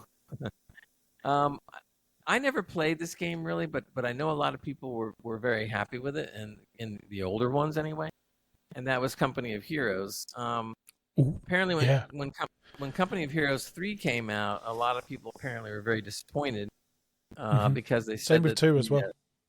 Yeah, they said the AI or the enemy AI or whatever, they weren't very smart.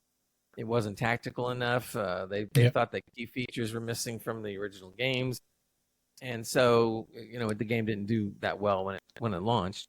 So apparently they've taken that to heart and they've released a new update. I think it's 3.2, no 2.0 update, and a Fire and Steel DLC. And apparently they've gotten a hold of all these issues that people complained about, and from what I'm understanding, that's all been tweaked up. So there is a good buzz going on that this is going to be good. The loyalty system's been completely retooled. There's no more penalties, meaning that the progress you make is now permanent. There are new tooltips, dozens of balance changes for multiplayer. Tank riding is faster and easier. Demo charges are more devastating and solid target. Late game technological advances have been slowed slightly. They also said the U.S. forces get new heavy weapons battle group. The Wehrmacht, can't pronounce all this stuff, has a terror battle group. The British are joined by the Canadian Shock Team, and the Deutsches Afrika Korps gets the Panzerjäger Command Group. So this sounds like I want to play this game when it came out. I was almost gonna do it, and then I started hearing all this stuff, so I didn't bother. So now that I'm hearing this, I might want to get back into it. Apparently, the DLC is not free. Yeah. But the Fire and Steel DLC is $25 or 1949 pounds. So be on that lookout for that one, and I think I might just pick it up because it sounds pretty cool. I'm a big fan of the first one. I think the first Company of Heroes is almost the perfect RTS. It's so much fun. Oh yeah, so great. Sure. And when the second one came out, I was disappointed because it wasn't anywhere near as good. And I thought, well, the third one's coming out, and I got that too, and I was, I think, even more disappointed than the second one. So, I'll be checking this out as well because I'm a big fan of the series, at least the first one. I mean, I'm hoping that brings back the player base and stuff. They're going to have to go a long way, I guess, but we'll see. The third story I had kind of goes in hand with a story that we did last week, and we were talking about how NVIDIA is causing the old games to basically go out of existence because they decided they're pulling all support for PhysX, and the new 50 cards won't support it at all. So major parts of a game using Batman Arkham for an example, like we talked about last week, just aren't there anymore. So now I see this. It may not be as serious as that, but it says Nintendo will remove retro games from the Nintendo Switch online catalog. Oh, boo. So I'm going like, whoa, boo, Nintendo. Right? Why would they remove retro games from an online catalog? I mean, it's just an online. It must be a license thing. Yeah. Like an ownership. What licensing? They're the ones that made the Yeah, but they don't make everything first party, do they? I guess, but I mean, what's it going to take? They make $1 gazillion. They can't leave these games that take up like no room. Oh no, I'm not arguing with you. This is not good. Oh no, I know you're not. I was trying to read to see what they were talking about. It's going to go first. They said they're taking off Super Soccer. What else here? A couple other games are coming off. That one's from 1992, apparently.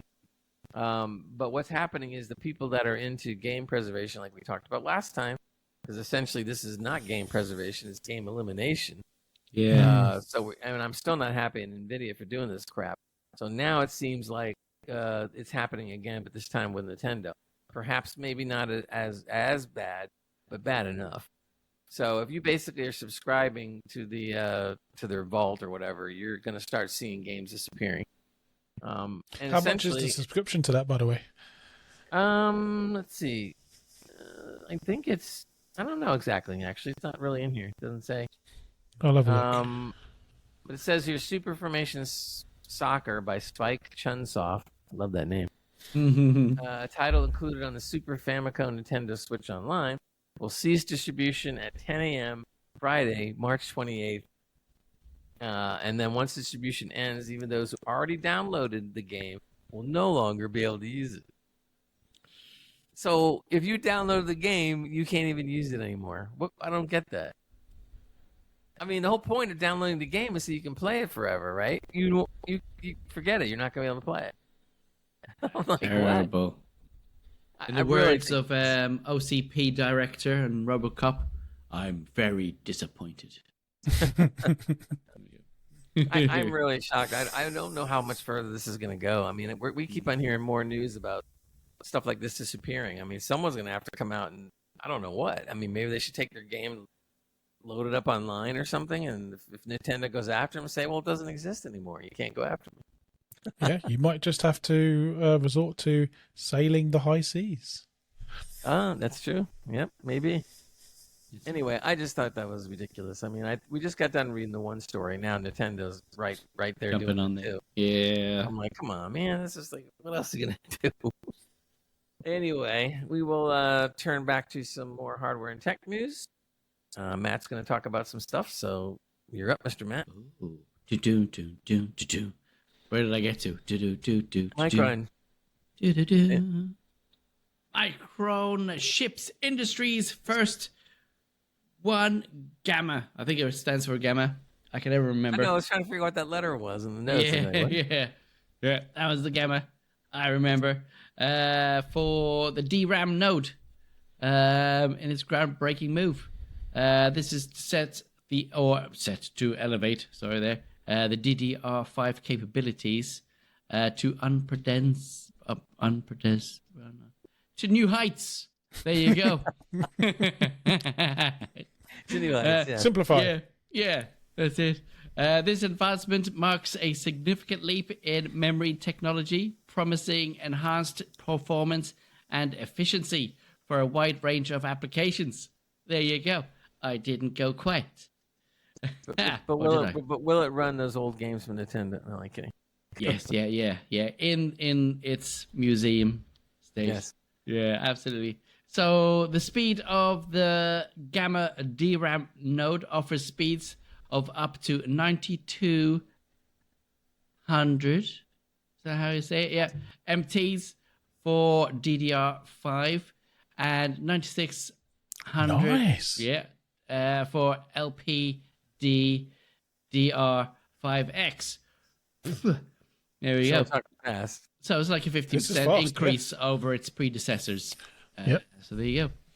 The power efficiency featuring over 20% power reduction due to the design optimizations and the use of extreme ultraviolet lithography.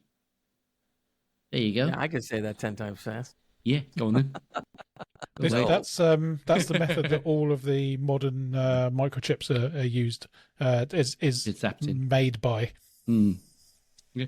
So bit density, the node improves the density by over 30% per wafer compared to the previous generation as well. Yeah. Technological innovations of this, the EUV there we go again. Lithography.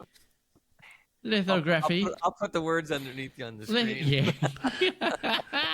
I need it. Finer features on silicon are enabled by the EUV, enhancing performance and efficiency.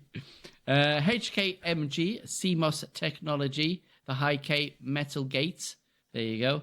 CMOS technology improves transistor performance, contributing to speed and power efficiency as above there.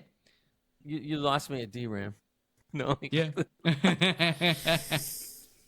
Well, wait. The most important thing I assume it's in what you're saying, but when do they say this is going to be available? I'm assuming it's going to be not for a while. I think it's they already brought out a test nodes for it, so it's out there, being worked on. So probably another year or two, I'm guessing. I don't know. I wouldn't think it'd be that long, because they already got DDR6 coming out, haven't they? So by this year, apparently. So there you go. What they're going to use these for applications and impact through data centers, meeting the growing memory bandwidth demands of AI and cloud workloads. Just for you, Greg. Yeah. Consumer devices, so the gains of the LPDDR5X efficiency translate to longer battery life and better performance in AI-powered smartphones, laptops, Tesla cars, 'cause they need it. I kind of would like to take one of those and like put it in my brain so I could think a lot faster. Yeah, I think they're looking for test subjects for Tesla's great. mind chip. AI ecosystem for AI-driven workloads from edge computing to large-scale machine learning models. So there you go. The introduction of this 1 gamma DRAM node positions it as a leader in the memory technology industry. My nose went all funny. Ahead of competition. Yes. I'm just going to say competition like SK Hynix and Samsung. The strategic use of the lithography and design innovations ensures. Wait, that's a lithography thing again. Yeah, that's just throw you in there, don't I? Ensures an efficient scale of memory supply to meet the growing demand. Woo! I sweated through that one. After all that, I need a textbook or something. Yeah. Now I have a better question. What do you guys think they're going to call this? Because they're not going to come out and say gamma, but they're going to come up with some fancy name. They're going to call it the Matty Guardian machine. I don't think it's going to have a name. I think it's just improvements in DDR RAM. No. Instead of calling it DRAM, they should call it GRAM. Mm-hmm. Nice. IG You wait, RAM. someone's going to come up with that one. I know it. They probably hear it on our show and then they'll take the name, of course. And we get nothing. So I think from what I've seen, it means that there's going to be more memory per wafer. Yes. It's going to be less power. I think it's 20% less power to run it, and almost equivalent of the same speed as well. So almost 20% increased speeds, which is great. I mean, it's just free performance, right? Yeah. Now, as long as the cost isn't too whacked out, and stuff, it should be good. RAM is like really, I was going to say it's really volatile. Yeah, no kidding. The price of RAM is also very volatile, and it goes up and down a lot. I don't think this will really change too much. This is just, I think the kind of the way that Micron are, making their RAM. It's just like a little breakthrough. It's going to mean that they're a bit better. Yeah. And Matt, you had a second news story about something it's kind of interesting. Yes. So it is nearing time to say goodbye to a lot of people's good old friend, Skype. Skype is going. It is ending very soon, 5th of May. It's time to say goodbye. So Microsoft has now decided that they don't need Skype anymore. They got Teams. They're going to use that now instead. So anybody who used to use Skype, you got Teams for free, which will work the same way. You just log in with your credentials the same way, and it should import your contacts from there to there.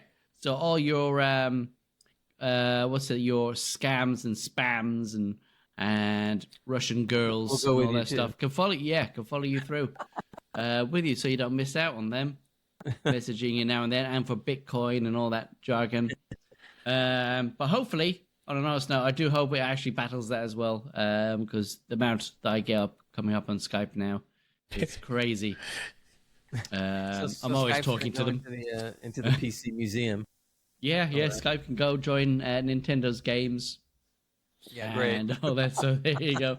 Yeah, 5th of May is the last for its time there. I know recently I've been having issues with Skype where it's just not ringing, it's not sending notifications or something. Yeah, I think it's the only contact I have with my kiddo, so now I'm going to have to force their mum into using something else now. Just have them install Zoom. You'll be fine. Just take the kid. Is that it? Yeah. Zoom is real easy. Yeah. It was pretty good. Yeah, pretty easy. Besides, your kid might like the name better, Zoom. Yeah, I think he's used to Zoom anyway with school back in the COVID times anyway. So, yeah, I don't know why it's ended up in Skype. There you go. But, so if you're a Skype person and want something exactly like Skype or Microsofty, Teams is that. If not, there's other platforms around that's probably easier to use, more user-friendly, with a little more few additions that you can use in there as well. So there you go. I kind of like the Microsofty you said. It reminds me of an ice cream.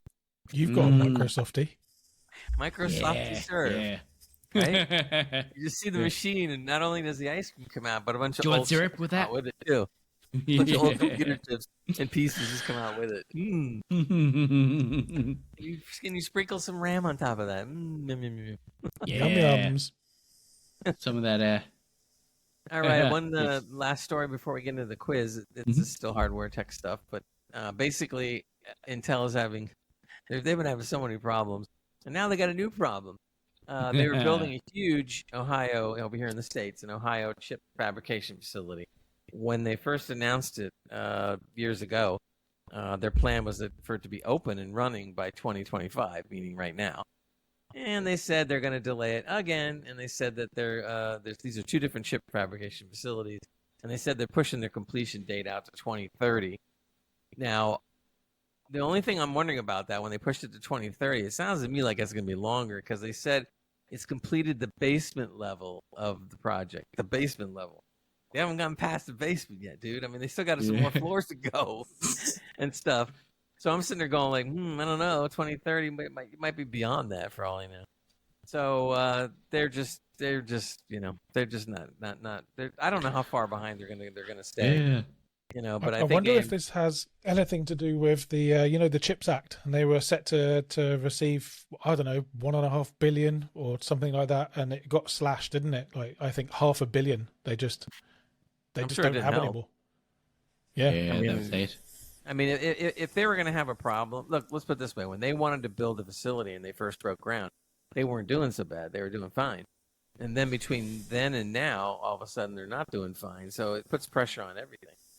Problem is once you start construction, your cost overruns are going to be crazy. So by the time they really open in 2030, it may ultimately cost them more to build it than they originally thought. Oh, way more. I mean, that's 5 years extra manufacturing time. That's insane. Actually, I was reading the story a little bit. You had mentioned the CHIPS Act. So here's the thing right here. It says prior to that, the funding the company was set to receive through the CHIPS Act was reduced by $600 million. Woo! That's not good. Big wad of money to not have anymore. Yep. It says add in the layoffs and the continued dominance of chip makers like AMD, and Intel remains in the basement that they just built. So, does anyone know anything about that? Because the American government were set to give them this money so that Intel could basically really start to compete with the likes of TSMC. But why would they reduce it so much? You know what? I don't want to get political on this show because we just don't do that.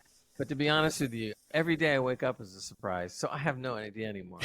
I mean, I swear, it's just like this is done here, this is getting cut there, this is the blah, blah, blah, and I'm like, there's a lot of things going on in your country at the moment. That's for sure. Yeah, and around the world, but especially here. So I don't know what the whole story is about that. I think just get Trump to visit as secretary. As Trump said. Trump said the other day, Greg. No, we're not getting political. As Trump said the other day, this will make for good TV. Mm-hmm. Yes, we're not going to get any further than that. That's it. I'm done. In any case, I think Intel dug their own hole, but the timing is getting even worse for them because every time they turn around, something else is going on. So yeah. I mean, AMD and how much can happen in 5 years as well? Oh God, yeah. Technology is going to change. The way that they even make the chips will change. Right. They'll be upgrading the building before it even is completed. Yeah. I mean, it's going to be interesting. It's going to be like a partial building or shared site maybe with other yeah, they'll have to rent silicon out enthusiasts. Space in their own building just so they can cover. Yeah. I wouldn't want to be them, put it that way. No. Anyway, they can share with AMD. AMD's got their own. They're doing fine with this. I mean, not that they want to see competition die or something, but to be honest, look, you got to strike while the iron's hot. So absolutely, yeah. If they can position themselves, and they are, they'll be in an even better position in 5 years. By the time that plant comes online, they'll have captured another whole big chunk of the market with their chips. So, all righty, we are going to move on to the gaming quiz. So I'm going to read out the questions, and you guys can guess it. And let's see if Matt can keep his streak going. He does pretty good on these things somehow. Yeah. No. I know he doesn't read things on Google, everybody. No. I might. All right, you ready? Question number 1. What is 7. Mojang Sorry. Studios' 50. biggest game? What is Mojang Minecraft. Studios' biggest? It is. I didn't finish. Sorry. Oh, you said Minecraft. I was getting excited. I'm sorry. That's okay. And then Matt, what do you think? Definitely Minecraft. Well, guess what? Ding ding ding. You're right. Minecraft and I thought I was gonna throw you off by saying that Mojang Mojang beat and not bricks Microsoft. itself. You know? Yeah. But didn't fool you. Okay, here's another one that you may or may not know because this question goes back quite a ways, but you still might know the answer to this. Yeah.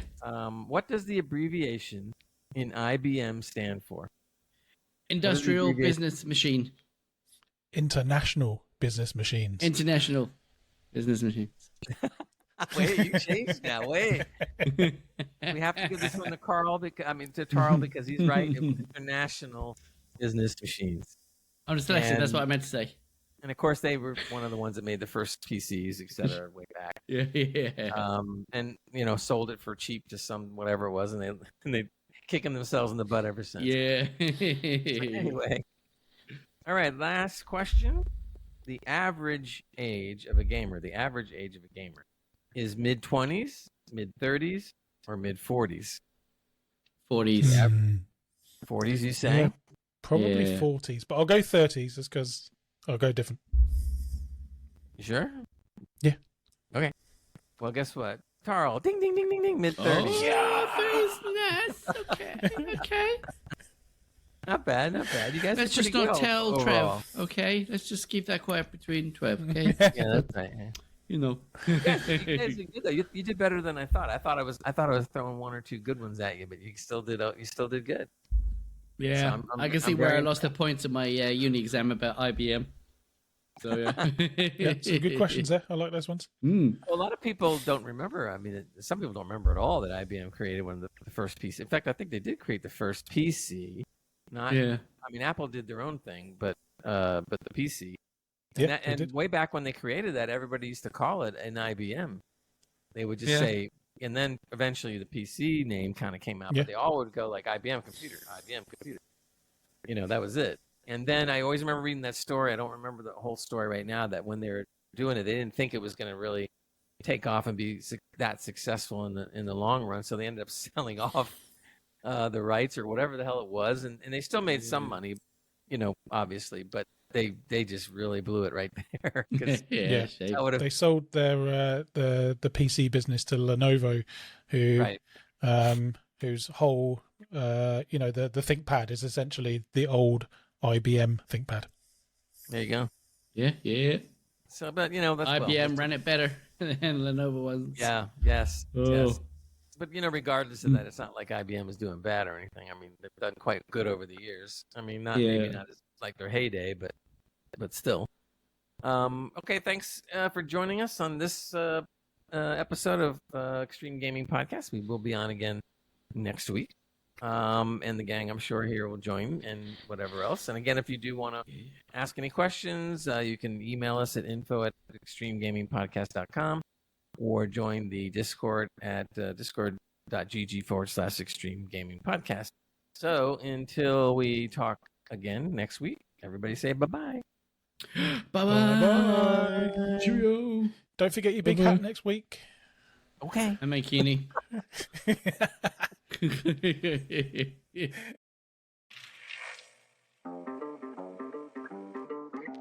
I don't want to set the world on fire. I just want to start a flame in your heart. In my heart I have but one desire, and that one is you.